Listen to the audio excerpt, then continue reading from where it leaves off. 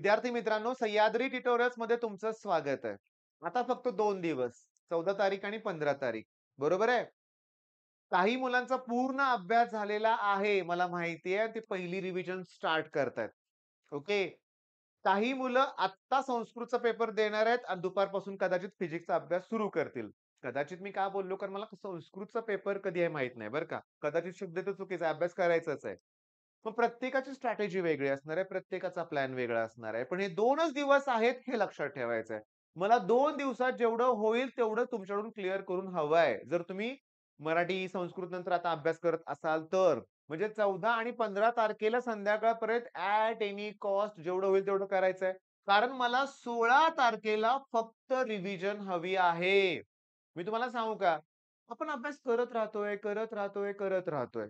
पण जर रिव्हिजन नाही केली ना, त्याचा फायदा होत नाहीये, ही पक्की गोष्ट लक्षात ठेवा. बरं सर, मग आज आम्ही काय केलं पाहिजे? मी सांगू का? मी आत्ताच बोललो ना, प्रत्येक स्टुडंट वेगळा पडतोय. त्यामुळे मला काय सांगावं असा मला प्रश्न पडतोय. ऑब्व्हियसली ज्यांचा मराठी नव्हता, संस्कृत विषय नव्हता, त्यांनी ऑलरेडी इंग्लिश झाल्या-झाल्या फिजिक्सला सुरुवात केली असेल. पण काही मुलांनी चूक केलेली आहे. ते केमिस्ट्री, मॅथ्स करत बसलेले होते. त्यांना आता वेळ कमी आहे याची जाणीव झाली असेल, पण पॅनिक मोडमध्ये न जाता फिजिक्समध्ये जेवढे टॉपिक आहेत ते 2 दिवसात या डिव्हाईड करा. मी तुम्हाला क्लिअरली सांगतो 16 पैकी 16 टॉपिक केलेच पाहिजेत असं काही नाहीये. मग मी 4 टॉपिक ऑप्शनला ठेवू का? तसंही काही नाहीये. मग हे काय बोलताय मला कळेना झालंय असं एका मुलानं कॉमेंट केलं होतं, की "सर तुम्ही काय सांगता मला कधी कळालंच नाही." ठीक आहे, त्याला कधी कळालं नाही. मी तुम्हाला सांगतो, की 16 पैकी 16 टॉपिक केले नाही तरी चालेल असं म्हणतोय मी. पण डेफिनिशन सगळ्याच टॉपिक मधल्या करायचे आहेत. लॉज सगळ्या टॉपिक मधले करायचे आहेत. डिस्टिंग्विश सगळ्या टॉपिक मधले करायचे आहेत. एक्सप्लेन द टर्म असले काय असतील प्रश्न सगळ्या टॉपिक मध्ये ते करायचे आहेत. आलं का ध्यानात तुमच्या मी काय सांगतोय ते? आलं का ध्यानात? म्हणजे कुठल्या टॉपिक सगळ्या टॉपिक मधले ते टिपिकल प्रश्न आपल्याला करायचे आहेत. ओके. बरं आता हे करत असताना माझं म्हणणं काय आहे बघा, की आज आहे 14 तारीख, पुन्हा 15 तारीख आणि 16 तारीख. ठीक आहे. 16 तारखेला तर मी रिव्हिजन बोललो. ठीक आहे. 17 तारखेला आपण पेपरला जाणार आहे. बरोबर आहे. मग 16 तारखेला मला बिलकुल जागरण नकोय. 9, 10, 10, 10:30 बास खूप 10ला झोपायचंय. पूर्ण रेस्ट घेतली पाहिजे. पूर्ण रेस्ट बोलतोय मी, पूर्ण रेस्ट. इथं 16 तारखेला जागरण करत बसला ना, 17 तारखेला पेपरवरून जेव्हा घरी याल ना, झोप याल.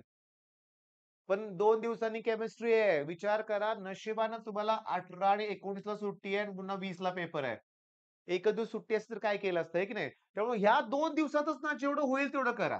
तुम्हाला जेवढं अगोदर केलंय ना, म्हणजे वर्षभर तेच तुम्हाला रिवाईज करायचंय आणि तेच पुन्हा 16ला रिवाईज करायचं. तेच पहाटे 17ला जितक्या लवकर उठाल तेवढं उठून पुन्हा ते रिवाईज करायचंय. ओके. मग आता मला महत्त्वाचा मेसेज जो द्यायचा होता तो दिलाय मी. काय? की या 2 दिवसात फिनिश करायचं आहे.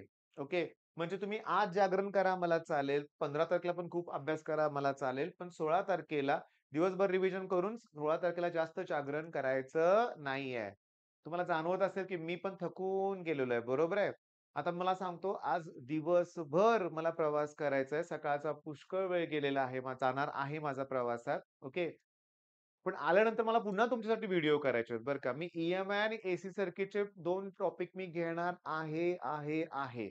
डिटेल घेणार आहे. कारण मला माहिती आहे. मला टोटल 4 टॉपिक घ्यायचे आहेत. मला क्लिअरली सांगतो लक्षात घ्या. मॅग्नेटिक मटेरियल, ड्युअल नेचर मी जे घेतलंय ते 10 मार्काला आहे. ई-एम-आय आणि एसी सर्किट 13 मार्काला आहे. म्हणजे हे मी 23 मार्काचं डिटेल करून घेणार आहे. रोटेशनल डायनॅमिक्स, ऑसिलेशन 8-8, 9-9 व्हिडिओ प्लेलिस्टमध्ये आहेत. ते तुम्हाला बघायचे आहेत. सगळे लॉज विथ मी न्यूमेरिकल्स घेतलेत. एखाद दुसरा राहील बाळांनो माझ्याकडून. ओके. पण ऑलमोस्ट 99% झालेले आहेत. मग एवढं सगळं घेतलंय ना, हे घेतलं की मला माहिती आहे तुम्ही कुठेच कमी पडणार नाही. ओके. मग हा व्हिडिओ थांबवतोय तर मी. All the best.